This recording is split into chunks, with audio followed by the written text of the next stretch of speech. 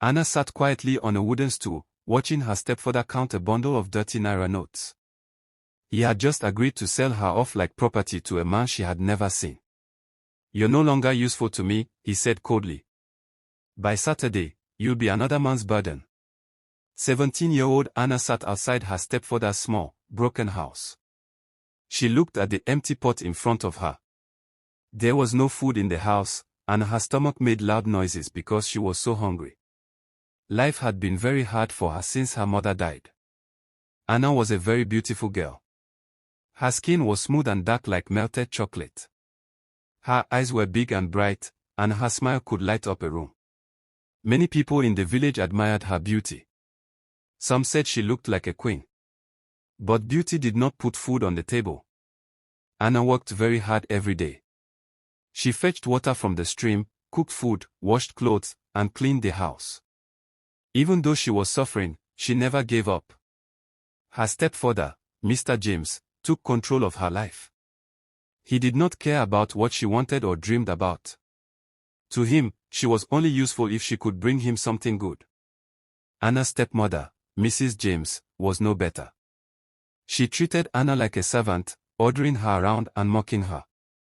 Anna's stepsister, Emily, was spoiled and always laughed at Anna for being poor. They often made fun of her beauty, telling her that no man would want her because she was too poor to be worthy of a rich life. One evening, as Anna came back from the stream with a heavy pot of water on her head, she heard Mr. James shouting her name. "Anna!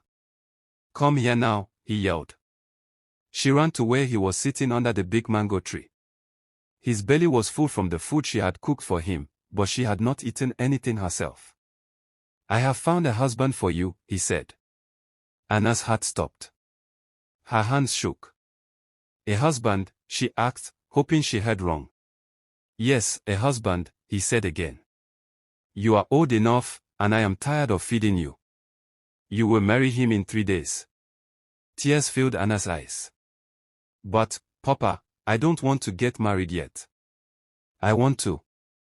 A hot slap on her face stopped her. "You have no choice. You will marry the man I picked for you.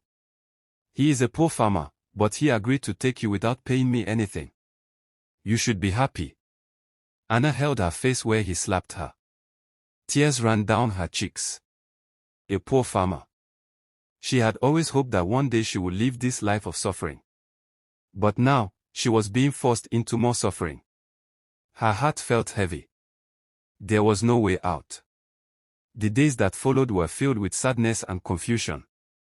Anna's life had been hard enough, and now, she was going to be married off to a man she didn't know, a man who would bring more pain into her life. Her stepmother and stepsister didn't help. They laughed at her, mocked her every step, and called her lucky that someone was willing to marry her. Anna felt humiliated and alone. She tried to ignore their cruel words, but it was hard. They made her feel like she was nothing. Finally, the day of the wedding came.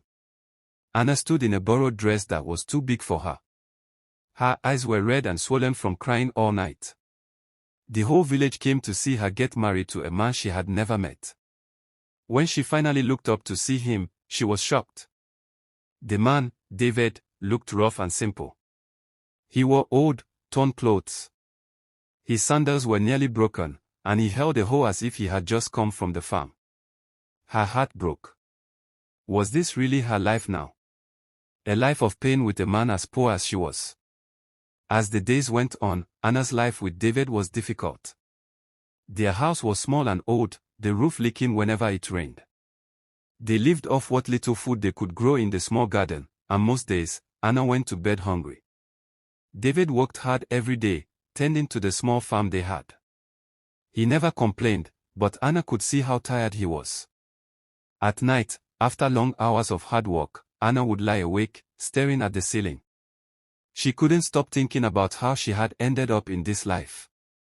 She had dreamed of something better, of a life where she didn't have to struggle every day, of a life where she could be happy. But now, it seemed that this was all she would ever have. She couldn't help but wonder why David had chosen to marry her. He had to have known how poor she was. Why would someone as poor as he seemed to be want her? One evening, after a long day of working on the farm, David came into the house looking unusually serious. He had a small smile on his face, but there was something different about him, something Anna couldn't quite place. "Anna," he said softly, sitting beside her at the small table where she was cooking dinner. "There is something I need to tell you." She looked at him, her curiosity piqued. "What is it, David?" He took a deep breath and looked her in the eyes. "We are going to leave here soon," he said. "I've been pretending to be poor, but the truth is, I'm not." Anna's heart skipped a beat. She stared at him, unsure of what to say. What did he mean by this? Was he joking? David smiled and continued, "I am a billionaire, Anna. I've been living like this on purpose. I wanted to see if you could love me for who I am, not because of my money." Anna's mind was spinning. She blinked, her mouth slightly open in shock. A billionaire? This man who wore torn clothes and worked in the fields, was a billionaire. But why? Anna asked, her voice trembling. "Why would you live like this? Why would you marry me if you have all that money?" David chuckled softly. "I wanted to know if someone could love me for who I am, not for what I have. I needed to make sure that you weren't just interested in me because of my wealth. When I saw you, I knew that you were different. You were kind, hardworking, and beautiful inside and out." Anna didn't know what to say. She had always thought of David as just another poor man, someone she was forced to marry because of her stepfather's cruelty. Now, everything had changed. The life she had known, the one she had struggled through, seemed so small compared to the world David was offering. "Where are we going?" Anna asked, still in disbelief. David smiled, his eyes sparkling with excitement. "We are going to my real home. You'll see it when we get there. I promise it will be a life like you've never imagined." The next few days were filled with preparation.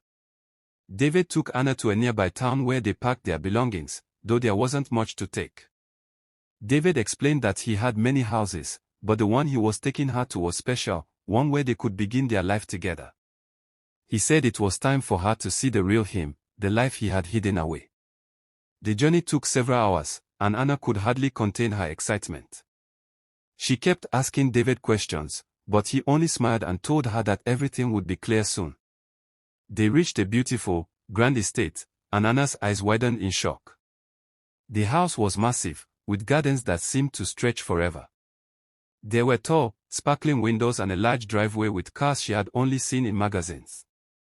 It was like a palace. "David, is this really your house?" she gasped. David nodded, his face full of warmth. "Yes, Anna. This is my real home.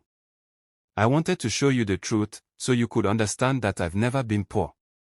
I just wanted you to love me for who I am." Anna stood there, her heart racing. She had married a billionaire, but she had no idea. She felt overwhelmed, but also incredibly grateful. This man had shown her that love was more important than anything, and that appearances could be deceiving. As they stepped inside the house, Anna knew that her life had just taken a complete turn. She was no longer the poor girl from Green Hill. She was now a part of a world she had only ever dreamed of.